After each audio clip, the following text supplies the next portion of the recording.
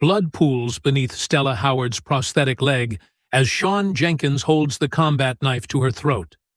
The McDonald's security camera captures every second, while 400,000 viewers watch the Facebook live stream in real time. "Say goodbye, broken Barbie," Sean whispers with sociopathic pleasure, unaware that the GPS beacon in her artificial limb has already triggered the most devastating military response in domestic terrorism history. In exactly 3 minutes and 17 seconds, a UH-60 Black Hawk helicopter will land in this parking lot, and Sean Jenkins will discover that his victim is Angel 7, a classified CIA asset whose father commands Joint Special Operations with unlimited kill authority. But our story begins 6 hours earlier, when Stella Howard thought her biggest challenge would be surviving her final semester at Lincoln Preparatory Academy.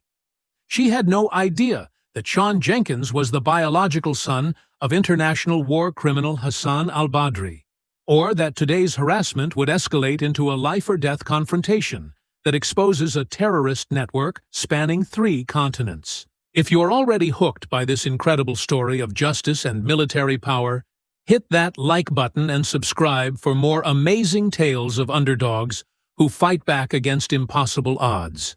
And if these powerful stories inspire you, like they inspire me to share them, the thanks button below helps me continue bringing you these moments of triumph that absolutely need to be heard. Trust me, what happens next will leave you speechless.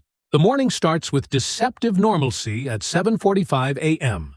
Stella navigates Lincoln Prep's marble staircase, while other students whisper behind designer backpacks.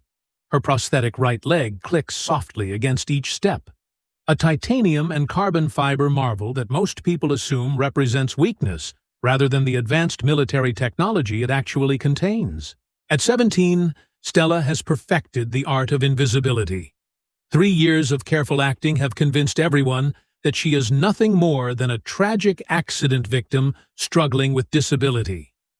Her medical records show traumatic amputation from an IED explosion in Syria when she accompanied her father on a diplomatic mission.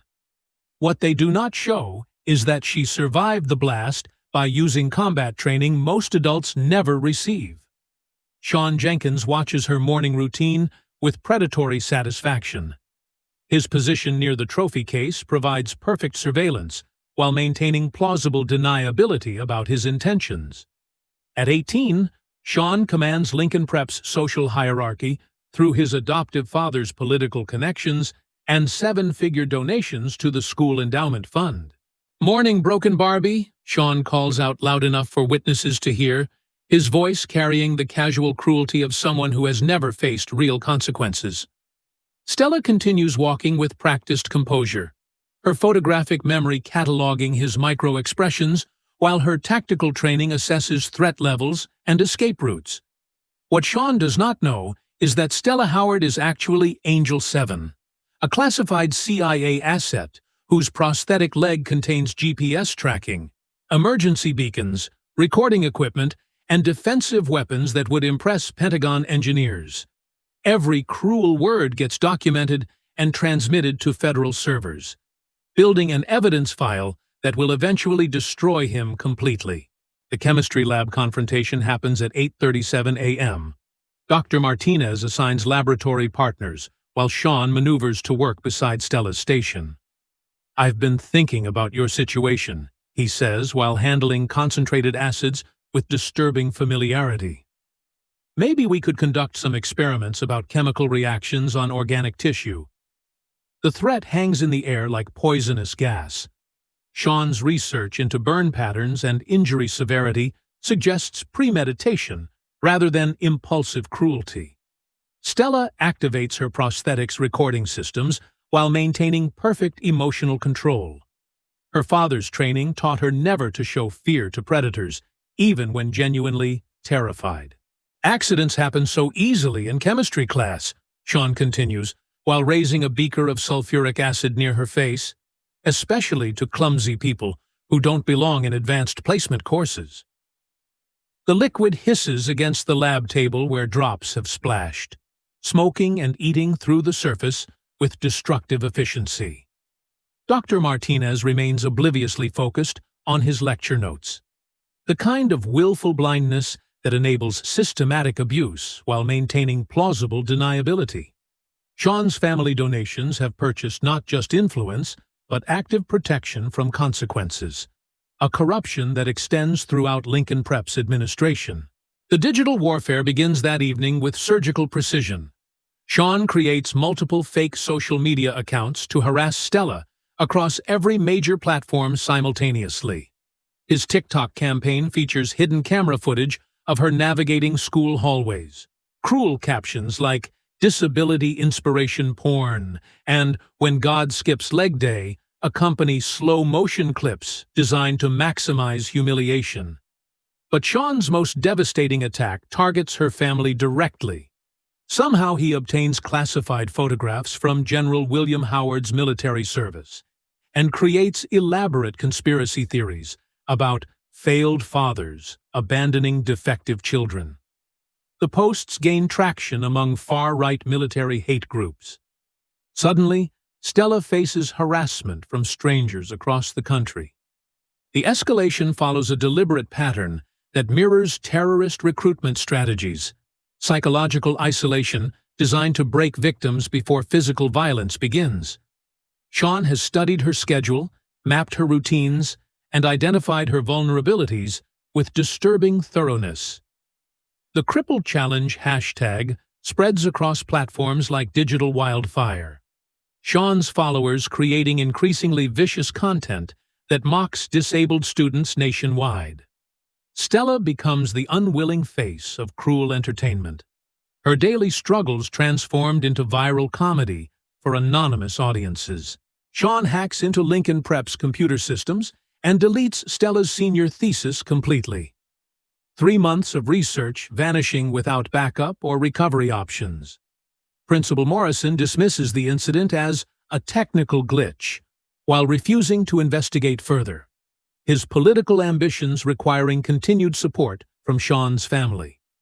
The parking lot confrontation happens after school hours when witnesses are scarce. Sean and his enforcer, Marcus Rodriguez, corner Stella beside her car with deliberate intimidation tactics. "Disabled freaks don't belong at elite institutions," Sean announces, while Marcus blocks her escape route. Time for some corrective education about social hierarchy. Her locker becomes a crime scene of systematic vandalism. Personal belongings destroyed, family photographs defaced with crude drawings, and her prosthetic maintenance supplies contaminated with unknown chemicals. The message is clear. Nowhere is safe from his reach. The threatening messages arrive through encrypted applications with increasing specificity. Detailed descriptions of torture methods combined with photographs of her daily routine. Sean knows where she lives, what time she leaves for school, and which routes she takes home. Information that transforms harassment into stalking with lethal implications. The final escalation crosses every ethical boundary. Sean doxes General Howard's classified information and leaks family photographs from secure military installations. Federal agencies detect the security breach immediately, triggering automated alerts that classify the harassment as potential terrorism rather than school bullying. The major incident occurs on Thursday evening in the chemistry lab. Sean lures Stella with a fake text message about mandatory makeup work from Dr. Martinez.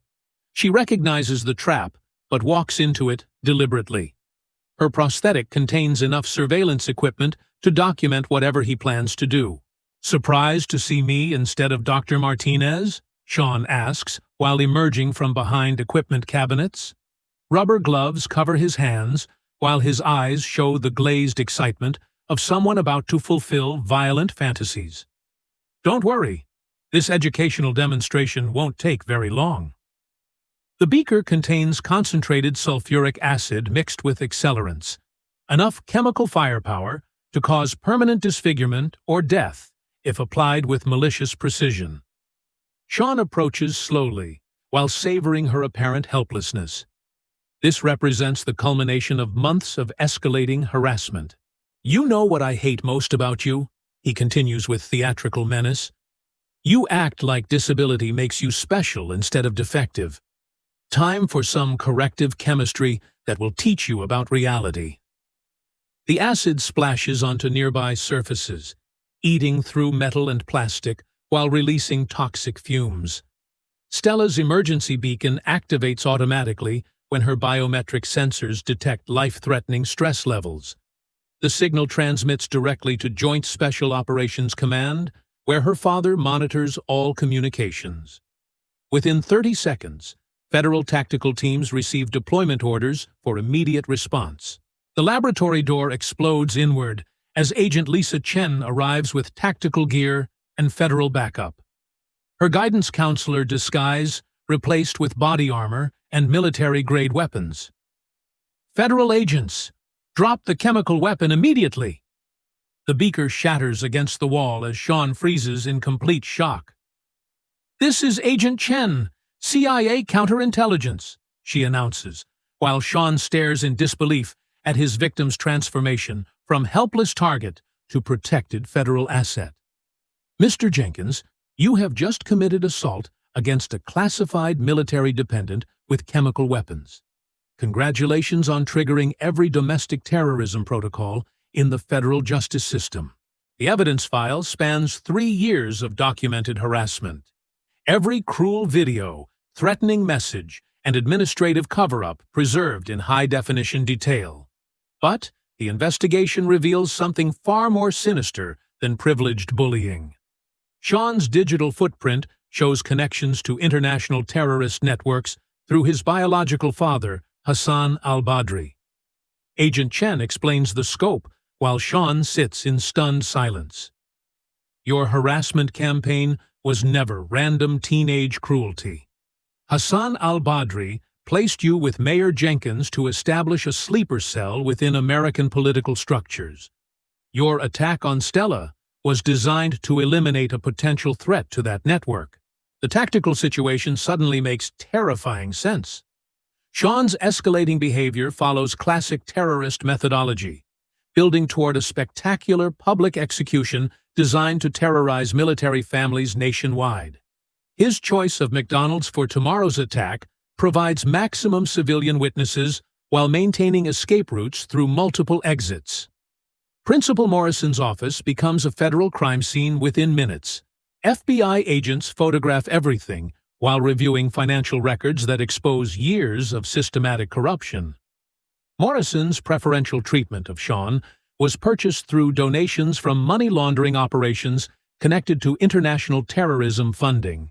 Mr. Morrison, Agent Chen states while reviewing his administrative decisions, your systematic protection of a known terrorist asset makes you an accessory to federal crimes with life imprisonment implications. I suggest you cooperate fully with our investigation if you want to avoid sharing Sean's fate. Stella sits in her bedroom that night, surrounded by military-grade security equipment. Her father installed panic rooms and surveillance systems that rival Pentagon installations. The prosthetic leg rests against her desk, while charging its batteries and uploading the day's intelligence to classified servers. General William Howard enters with the careful precision of someone accustomed to delivering mission briefings. His 4-star uniform bears ribbons from conflicts most civilians never heard about. Angel 7, he says, using her operational designation, it's time to discuss your final assignment at Lincoln Preparatory Academy. The briefing folder contains intelligence that transforms personal harassment into national security crisis. Sean Jenkins is not just a privileged bully, but a domestic terrorist asset whose biological father coordinates attacks against American military families. The McDonald's assault planned for tomorrow represents his activation as an active combatant. The harassment campaign was reconnaissance, General Howard explains with professional detachment.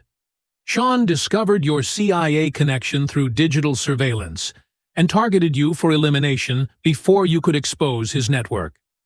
Tomorrow's attack is scheduled to be your public execution, broadcast live to inspire copycat attacks nationwide.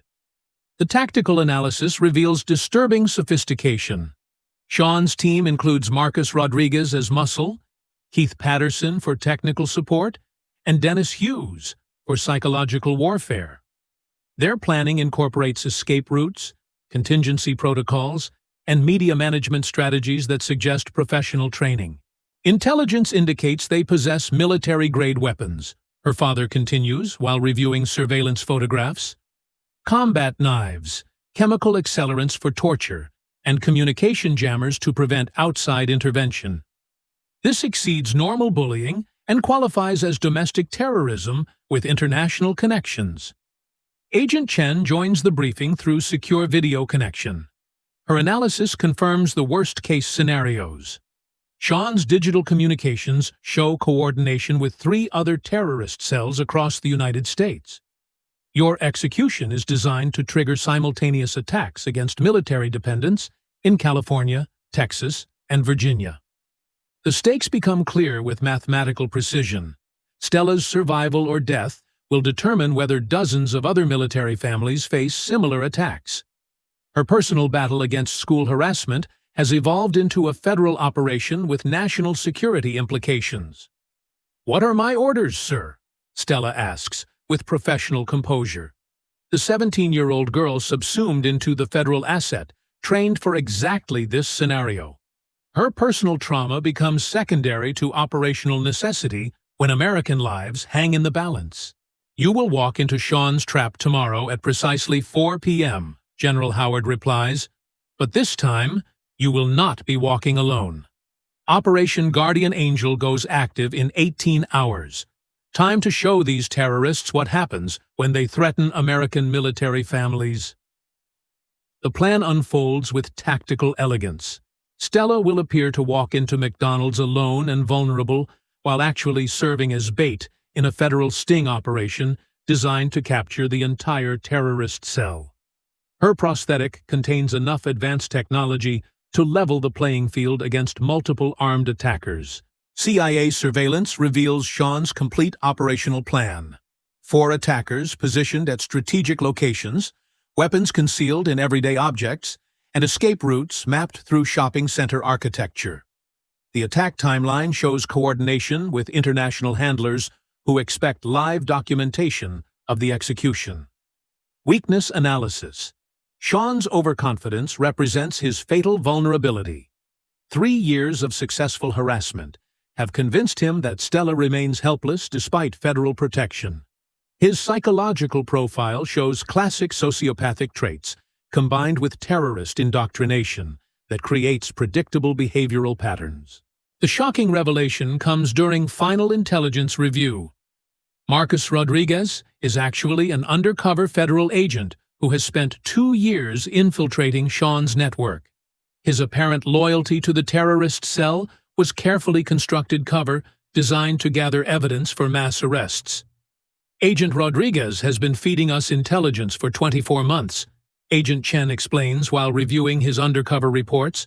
"Every weapon purchase, every planning session, every communication with international handlers has been documented and preserved for federal prosecution."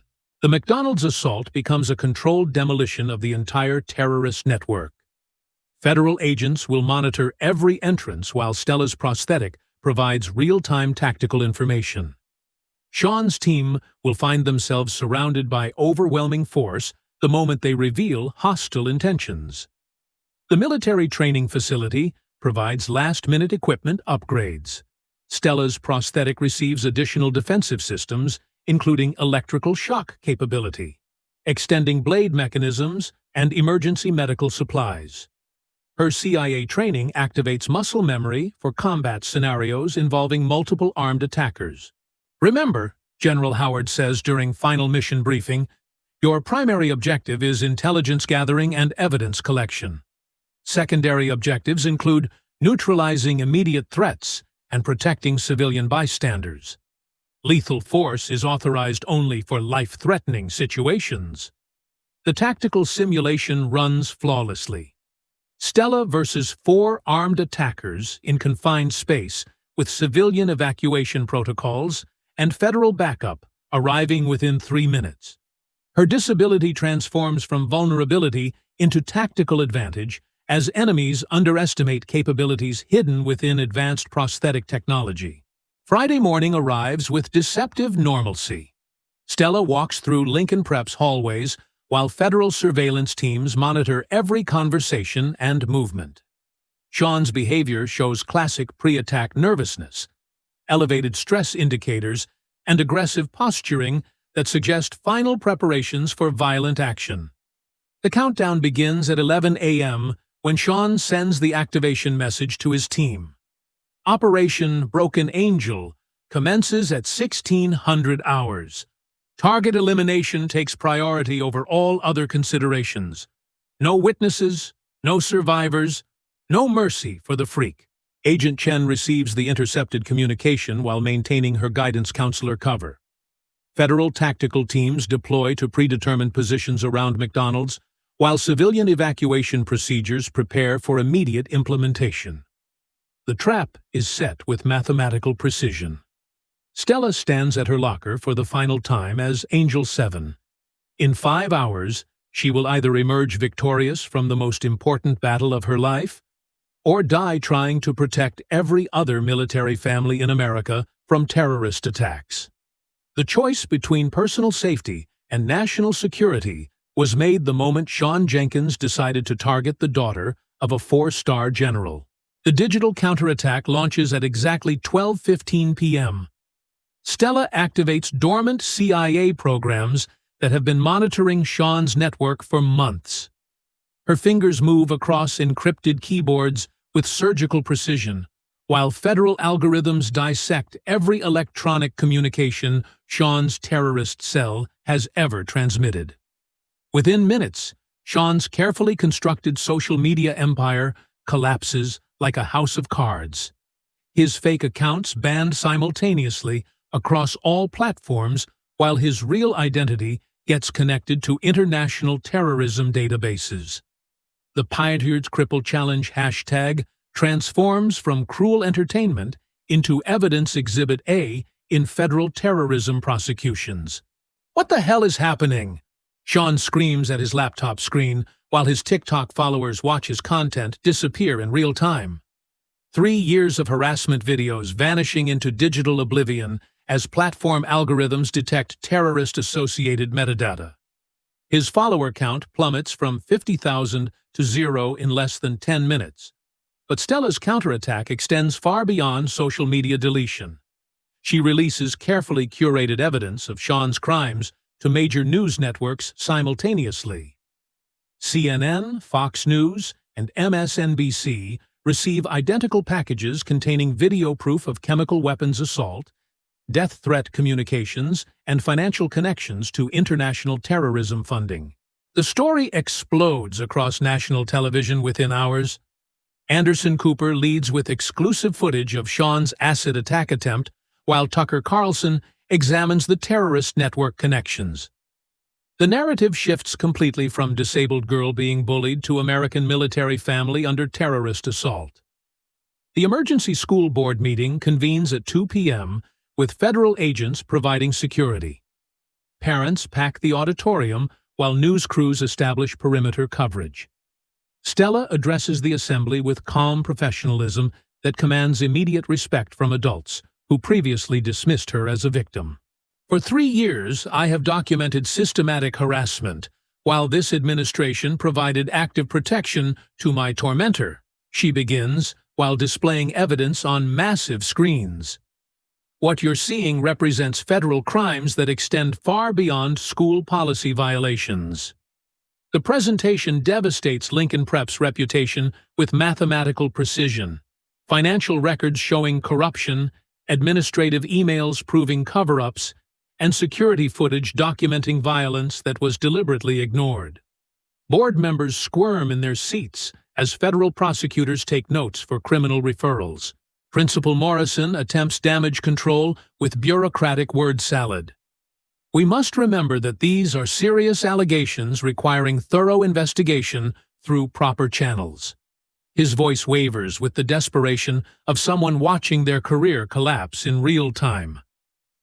Mr. Morrison, Stella replies with the authority of someone backed by unlimited federal resources, Federal investigation is already complete.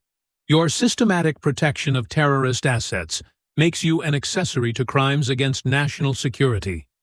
I suggest you contact criminal defense attorneys rather than educational consultants. The audience erupts in supportive applause, while other military families stand to share similar experiences. Sean's harassment campaign was never an isolated incident, but part of systematic targeting designed to terrorize American service members through their children. But victory carries immediate consequences. Powerful interests threatened by exposure launched desperate counterattacks designed to discredit Stella before her story gains unstoppable momentum. Mayor Jenkins calls emergency press conference to defend his adopted son while mobilizing political connections for damage control. These allegations against my son represent politically motivated attacks against our family's service to this community, Mayor Jenkins announces with practiced sincerity. Sean has made mistakes, but characterizing normal teenage behavior as terrorism serves nobody's interests except those seeking to divide our community.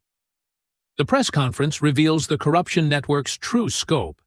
3 city council members, 2 federal judges, and a state senator appear alongside Mayor Jenkins in coordinated defense of Sean's actions. Their unified response suggests planning and preparation that extends far beyond protective parenting. Sean's handlers activate emergency protocols when media coverage threatens their entire operation. International communications spike as Hassan al-Badri's organization realizes their American cell faces complete exposure. The McDonald's attack timeline accelerates from planned execution to desperate last stand. Change of plans, Sean tells his team during encrypted video conference. We move today at 4 p.m. instead of tomorrow. The target has become too dangerous to leave operational any longer. His voice carries manic energy that suggests psychological breakdown under extreme pressure. Agent Rodriguez maintains his undercover position while reporting escalation to federal handlers. Sean's terrorist cell now possesses military-grade explosives obtained through black market connections. The McDonald's assault evolves from personal revenge into mass casualty attack designed to maximize civilian deaths.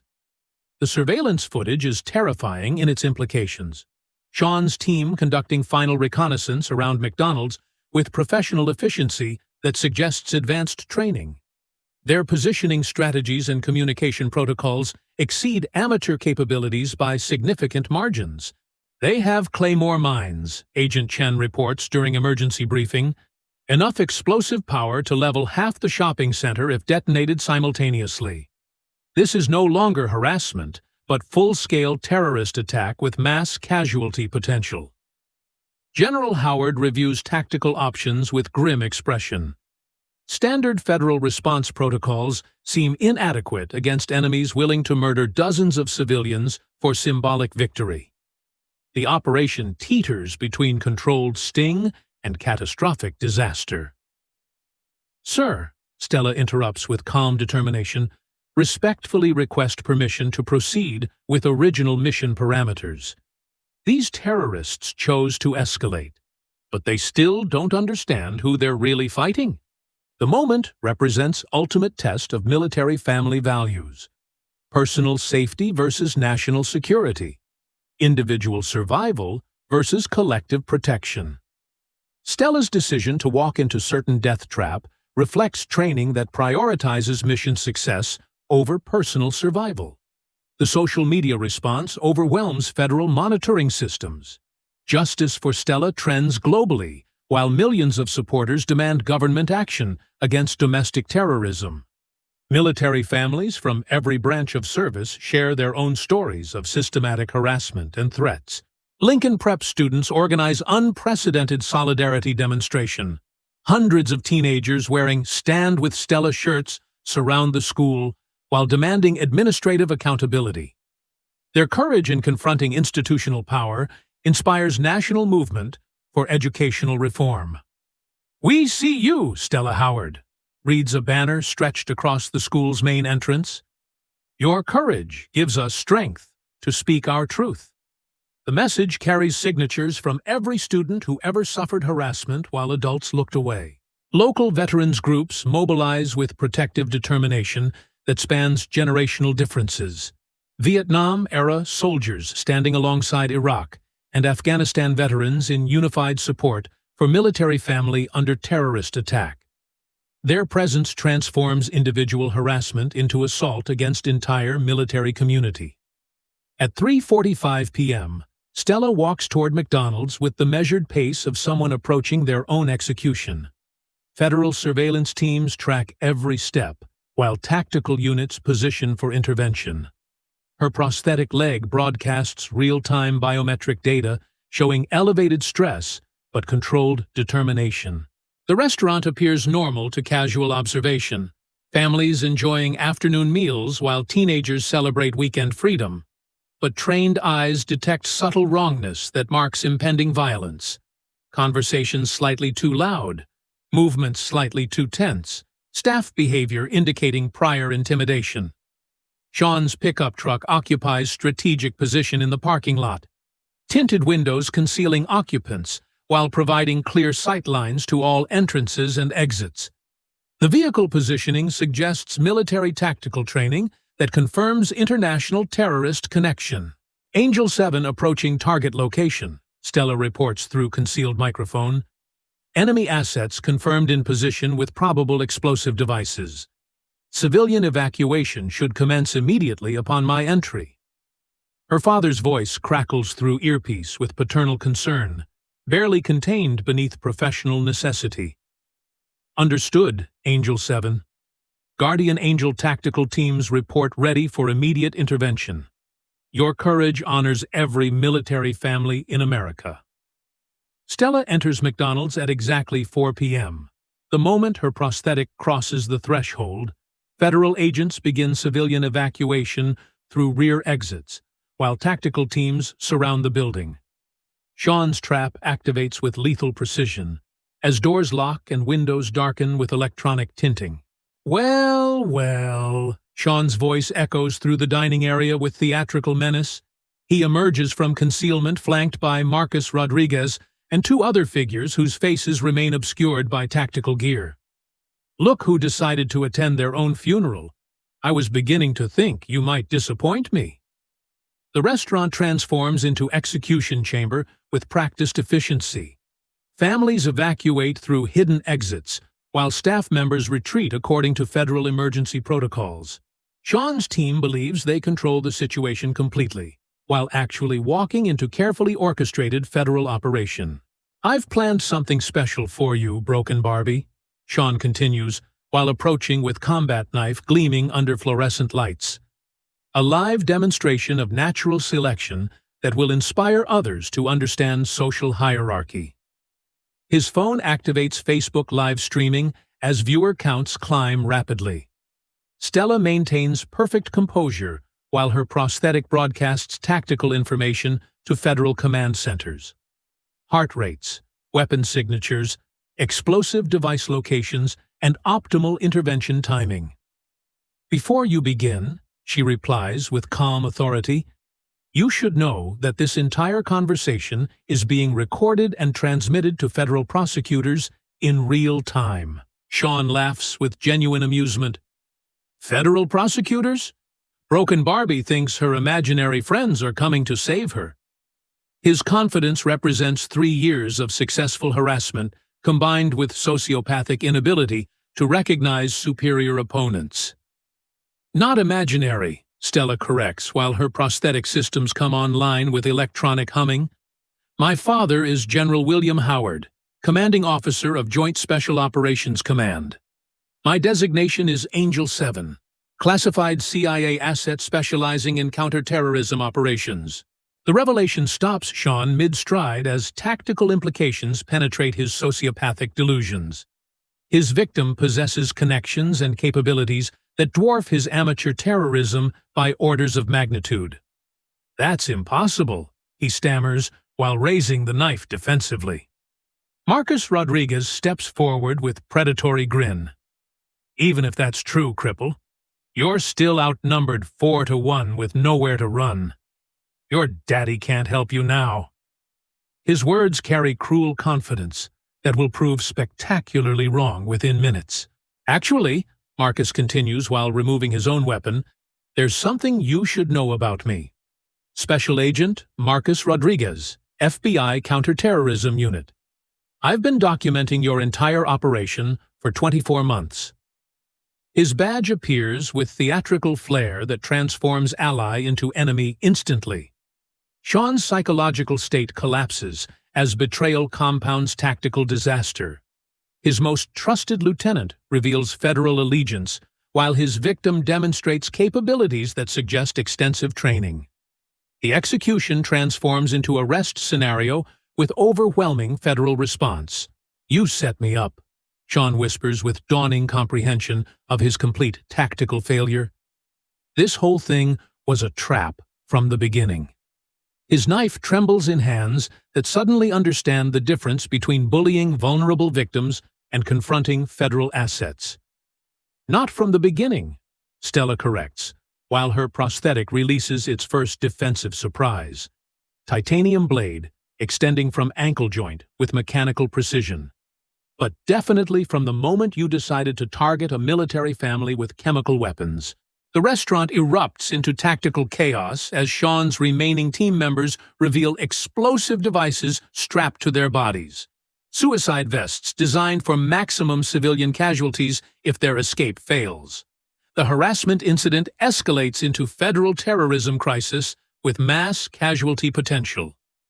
"Nobody leaves until Broken Barbie dies on camera," Sean screams while triggering live stream to international terrorist networks.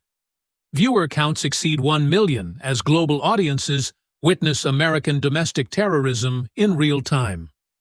Hassan al-Badri sends his regards. Stella's emergency beacon activates with piercing electronic shriek. GPS coordinates transmit to Joint Special Operations Command, while biometric sensors indicate immediate life-threatening situation. Her father's response will arrive within 3 minutes, but survival requires lasting 3 minutes against explosives and combat knives. The prosthetic leg reveals its full defensive capabilities: electrical shock systems, extending blades, emergency medical supplies, and communication equipment that turns mobility aid into comprehensive tactical platform. 3 years of appearing helpless culminate in devastating surprise reveal. Sean charges with knife raised for killing blow, his amateur combat skills colliding with professional training as Stella demonstrates capabilities learned from CIA instructors. The blade meets titanium prosthetic with shower of sparks, while electrical shock systems activate automatically. The first suicide bomber rushes toward the kitchen, where staff members huddle in terror. His vest contains enough explosives to collapse the entire building while creating international incident that would terrorize American military families for decades. Marcus Rodriguez intercepts with federal training, while Stella neutralizes Sean's knife attack. Then the sound reaches them through reinforced windows, helicopter rotors growing louder with each passing second as UH-60 Black Hawk approaches McDonald's parking lot. The cavalry arrives with mathematical precision, while thermal imaging reveals exact positions of all combatants. "That would be my father," Stella announces, while maintaining tactical advantage over Sean's increasingly desperate attacks. General William Howard, commanding Joint Special Operations. He takes a very personal interest in people who threaten his daughter with explosives and chemical weapons. The Black Hawk touches down with professional precision. Dust clouds swirling while tactical teams deploy with overwhelming force. Red laser dots appear on every terrorist, while federal agents establish complete perimeter control around the building. "Federal tactical teams, you are surrounded!" The amplified voice cuts through helicopter noise with absolute authority. "Drop all weapons immediately and assume surrender positions. This is your final warning before lethal force authorization." Sean's psychological collapse accelerates as reality penetrates his sociopathic delusions. He faces not helpless disabled victim, but highly trained federal asset, backed by unlimited military resources. His amateur terrorism collides with professional counter-terrorism response. The suicide bombers hesitate as sniper sights track their every movement. Federal sharpshooters positioned for immediate neutralization if explosive devices activate. Their martyrdom operation transforms into tactical disaster as overwhelming force negates surprise advantages. The restaurant doors explode inward as federal tactical teams storm the building with overwhelming force. Body armor and military-grade weapons creating decisive advantage over amateur terrorists. Sean drops his knife while raising trembling hands. His transformation from predator to prey complete within seconds. "Sean Jenkins," Agent Chen announces while emerging from concealed position, "you are under arrest for domestic terrorism, attempted murder of federal asset, conspiracy with international terrorist organizations, and approximately 47 other federal charges that carry life imprisonment or death penalty." The handcuffs close with metallic finality as Sean's carefully planned execution becomes his own destruction. 3 years of harassment campaign culminating in federal terrorism prosecution that will dominate headlines for months. His privileged existence evaporates completely within minutes. "This isn't over," Sean whispers with desperate bravado while agents secure explosive devices. "Hassan al-Badri has resources you cannot imagine. Killing me only creates martyrs for the cause." His threats carry no weight against overwhelming federal response. Agent Chen's smile represents institutional power that crushes terrorist networks with mathematical efficiency. Hassan al-Badri was captured by Joint Special Operations 30 minutes ago in coordinated international raid. Your entire network is in federal custody across 6 countries. The words drain remaining fight from Sean as scope of his tactical failure becomes clear. Federal investigation extended far beyond personal harassment to dismantle entire international terrorism operation. His amateur bullying triggered professional counterterrorism response. Mayor Jenkins appears in federal custody as news crews document his arrest. 3 years of protecting terrorist assets through political corruption finally exposed to criminal prosecution. The entire municipal government faces criminal referral as investigation reveals systematic cover-up. Principal Morrison follows in additional handcuffs while federal agents secure Lincoln Preparatory Academy. His administrative career ending in criminal charges for enabling terrorism through willful negligence. The private school closes permanently as federal auditors expose decades of corruption. 6 months later, Stella addresses joint session of Congress about military family protection. Her testimony inspiring bipartisan legislation that creates federal jurisdiction over harassment cases involving service members. The Military Family Protection Act passes unanimously with enforcement mechanisms that ensure real consequences. Sean Jenkins begins life sentence at ADX Florence Supermax Prison, his terrorism convictions carrying penalties that guarantee he will never threaten anyone again. His former accomplices receive shorter sentences in exchange for cooperation with international terrorism investigations. Lincoln Preparatory Academy becomes federal training facility for counterterrorism operations. Its reputation destroyed beyond repair, while former students transfer to institutions with educational integrity rather than corruption. The building serves ongoing mission to protect other military families. West Point acceptance comes with full military honors. Her unique combination of intelligence, courage, and combat experience making her ideal candidate for special operations leadership. The prosthetic leg that once marked her as victim now symbolizes triumph over adversity and dedication to service. Congressional testimony establishes her as national advocate for disability rights and military family protection. Speaking engagements inspire legislation, while her story motivates other victims to report harassment before escalation to violence. Federal oversight of private schools becomes mandatory. New reporting requirements for harassment incidents combined with criminal penalties for administrative cover-ups. Stella's case study provides template for institutional reform across educational systems. International cooperation against terrorism improves significantly.